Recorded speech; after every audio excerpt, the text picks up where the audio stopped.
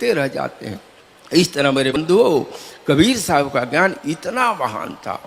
उन्होंने कौन कौन सी बातें, इतने महान ज्ञान को साधारण लोगों को समझाने के लिए उनको कभी कभी ऐसी बातें कहनी पड़ जाती थी जिससे लोगों को जुगुप्सा जगे। आज भी आप देखते हैं गांव में, देहात में कोई बात होने पर कबीर साहब की वाणी लोग दोहरा देते हैं। कबीर साहब की वाणी को कुछ लोग कहते हैं उलटवासी है।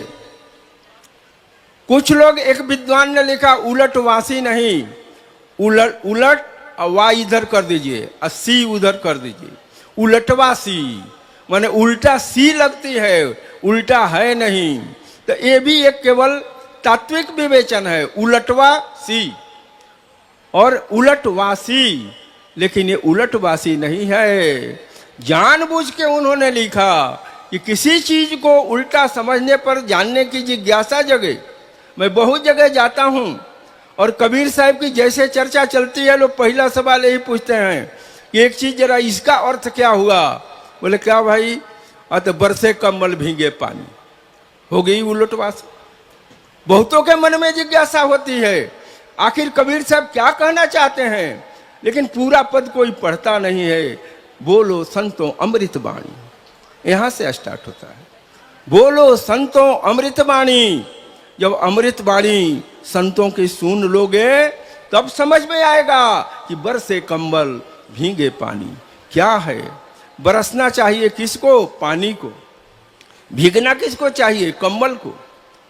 अरे भैया, हमारे सारे कार्य होने चाहिए आत्मा के प्रकाश में। अरे आत्मा को बरसना चाहिए था, आत्मा के फुहार में भीग करके हमें काम करना चाहिए था, लेकिन हो रहा है उल्टा।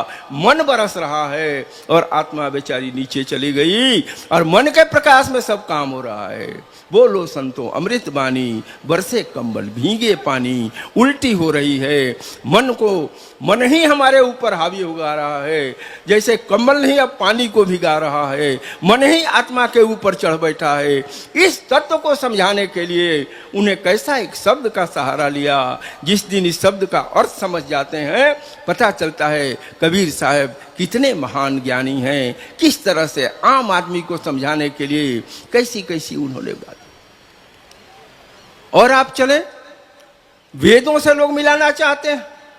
वेद अलग है, कबीर पंथ अलग है, संत मत अलग है। लेकिन देखिए हमारे स्वामी जी ने क्या किया।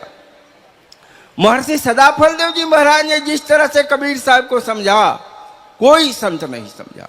मैंने 50 संतों की किताबें पढ़ी है, किसी ने नहीं समझा।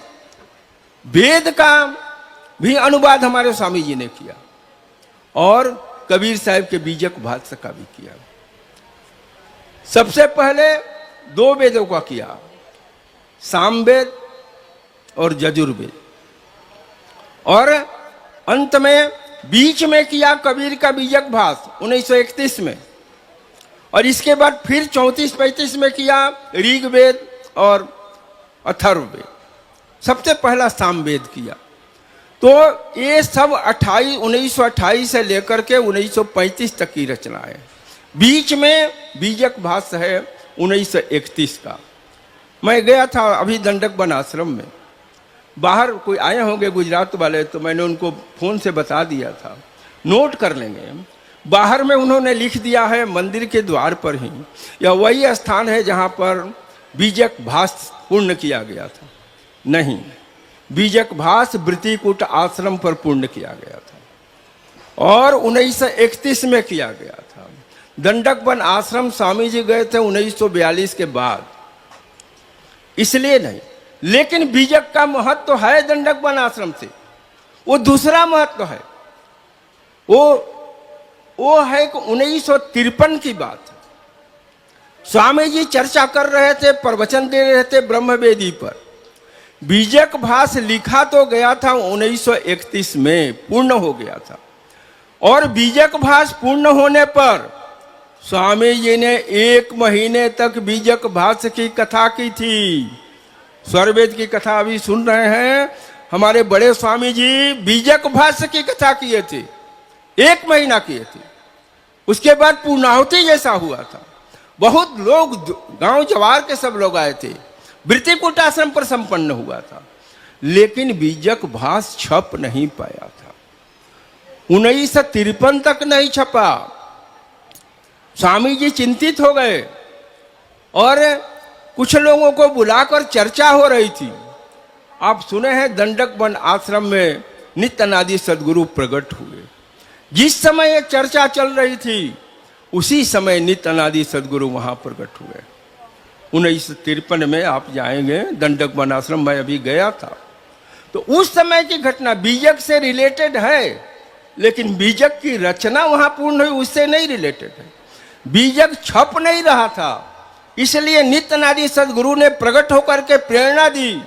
स्वामी जी ने प्रथमाचार्य जी को कहा, आप बीजक भास जल्द से जल्द छपवाएंगे, यह आपका प्रथम कर्तव्य होगा।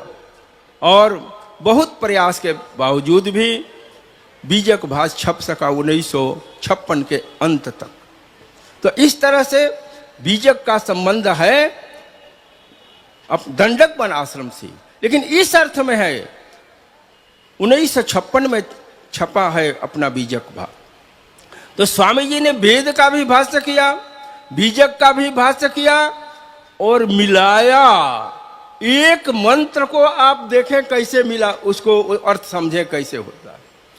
पृथिव्या अहम अंतरिक्षारूहम, अंतरिक्षात दीवमारूहम, दीवम नाक पृष्ठात स्वर्जेवती गामहम।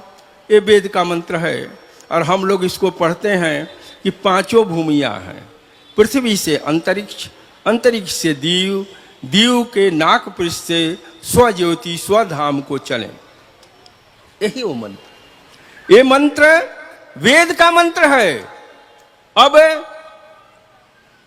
साहेब सदगुरु कबीर साहब ने भी इसको कहा। उन्होंने कहा धरती बरसे अंबर बरसे धरती भीगे यह जाने सब कोई। अंबर बरसे धरती भीगे, अभी कुछ बारिश हुई थी तो रोज देख रहे हैं, लेकिन अरे धरती बरसे अंबर भीगे बूझे बिरला कोई। क्या चीज है पृथ्वी, पृथ्वा तो हम अंतरिक्षारोहम। ये कहाँ का मंत्र, वेद का मंत्र। और किस तरह से साहब ने साधारण भाषा में बताया कि अंबर बरसे धरती भीगे यह जाने सब कोई, और धरती बरसे अंबर भीगे बूझे बिरला कोई। ये धरती क्या है, ऊपर से अंबर बरसता है, यही तो अर्धधार है। लेकिन नीचे से धरती उलट कर चले अंबर की तरफ, यही तो ऊर्ध्वधार है। अर्धधार उलट चले जो कहावे सोई। कितनी सरल भाषा में सदगुरु कबीर ने इसको समझाया और स्वामी जी ने इसी को सत्यापित किया। देखो कौन चीज वेद में जो है वो साहब की वाणी में है। और मैं भी, स्वामी जी ने भी इसको लिखा। क्या कहा स्वामी जी ने कहा कि हृदय को पृथ्वी कहे, अंतरिक्ष भ्रु अपार, दिवमंडल अक्षर गजे, अस्वानाम सब पार।